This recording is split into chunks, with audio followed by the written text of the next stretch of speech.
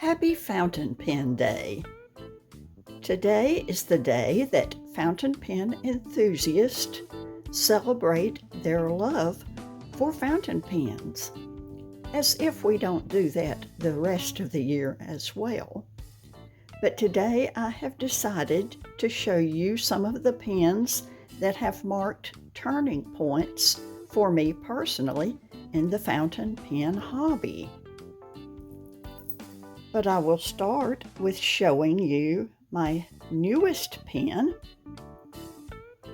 which was created by Addicted to Pens, now known as Mythic Pen Company. This is one of their alpha model pens, and the blank is the Indigo Abalone. Isn't it beautiful? This is one of the new pours, one of the new blanks for Addicted to Pens. And I just love the streaks of bright neon blue. My pen features an FPR nib, but the alpha model has the option of either the FPR nib or you can get a JoWo nib. It's nice to have options.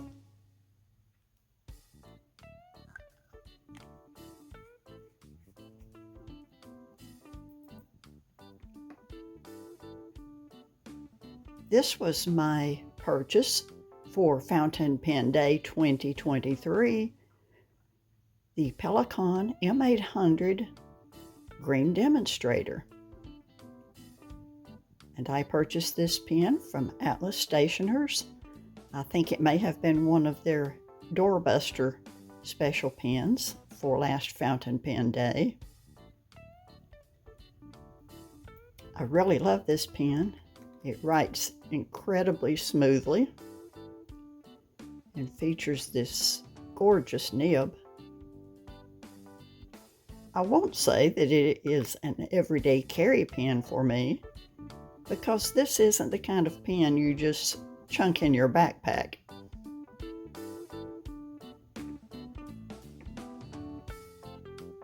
This Esterbrook Camon model was my very first fountain pen, and I never would have paid this much money for a first fountain pen.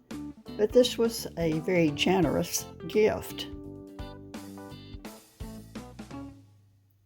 This is the Esterbrook Northern Lights in Manitoba Blue with diamond cast resin. Has an electroplated clip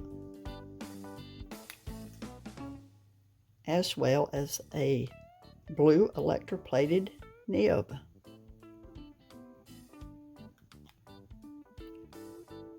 So when I received this pen, I thought, okay, I'm good to go. I have a very nice first-class fountain pen. I don't need any more fountain pens. And then we went to my first Atlanta pen show, and I saw this pen at the Mythic Pen Company table. And I just thought that the resin was really beautiful, but I had no idea who made the resin. I knew very little about the fountain pen world at that time, and it took me all day long to decide to purchase this pen, to spend the amount of money that this pen cost. But as the show was winding to a close, I just couldn't walk away from it, and so I bought it. And because the show was winding up for the day, Brad of Mythic Pens was very busy. He was dealing with other last-minute purchases. He was fitting converters into pens, fitting nibs to pens, and trying to answer everyone's questions all at once. So all that I was able to find out about this pen was that it was an Aeschylus model in Primary Manipulation 1. Well, let me tell you, I had no idea what Primary Manipulation 1 meant. And so when I get interested in a subject, I do a deep dive, and I discovered Jonathan Brooks and Carolina Pen Company and all of his primary manipulation blanks.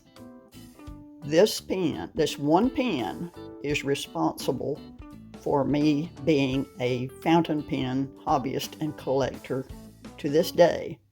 This one pen. I blame Mythic Pen Company and this PM1 pen for my deep dive into the world of fountain pens.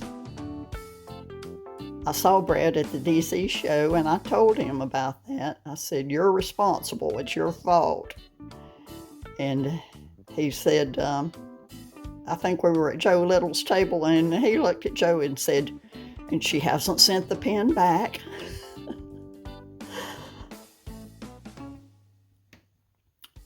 So this is an Enzo Italia, and this was my first gold nib pen, and as you can see, it is also created from a primary manipulation blank, in this case the PM4. It has a gold-plated clip and a beautiful shiny gold nib.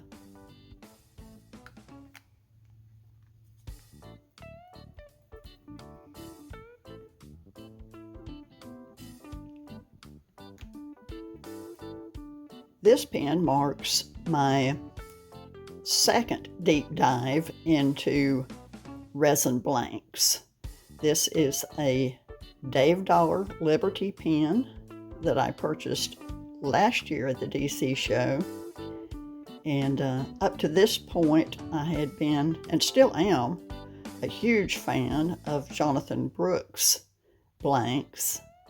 But I fell in love with this pen at Dave's table, and I said, "Who made this resin? Who poured this resin?" And he said, "Bob Dupress of Coral Creations." And this resin is the Belize Cenote. So, of course, I had to do one of my deep dives to find out all about Bob and his resins, his different resins. So now I am a huge fan of Coral Creations.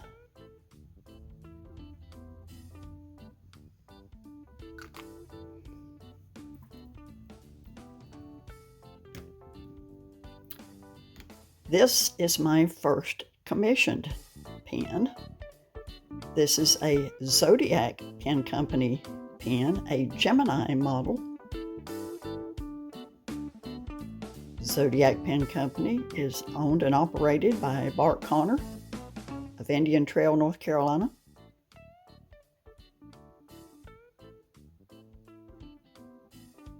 And this also happens to be a Coral Creations. This pen was made from a Coral Creations blank called Peacock Agate.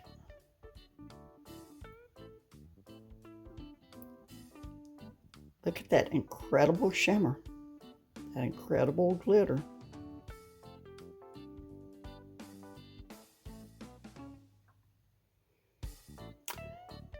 After buying this pen, or after having this pen commissioned, I got to know Bart well, and that led to me meeting Bob Dupress at the last DC show. So as you can see, all of these pens have inspired and led me to, it's like it all comes together in the end. This is the pen that I celebrated Fountain Pen Day 2022 with. I didn't purchase it at that time, but I think it was my newest pen at that time, and so that it is the one that I used to celebrate Fountain Pen Day. This is the Bonu Euphoria Bourbon on the Rocks, and that glitter is mesmerizing. And this pen was purchased from Trufe in Greenville, South Carolina.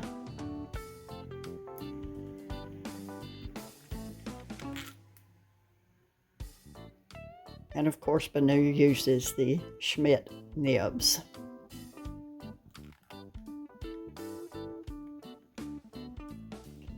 And this pen and a talisman pen led me for a time down the rabbit hole of Bonu pens. One of these days I'm going to make a video highlighting my Bonu collection. And then finally we have the pen that brought me into the world of Chinese fountain pens.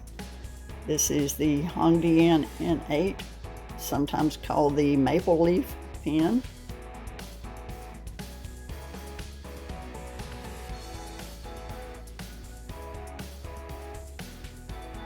And it was the obvious quality, feel in hand, and the smooth writing experience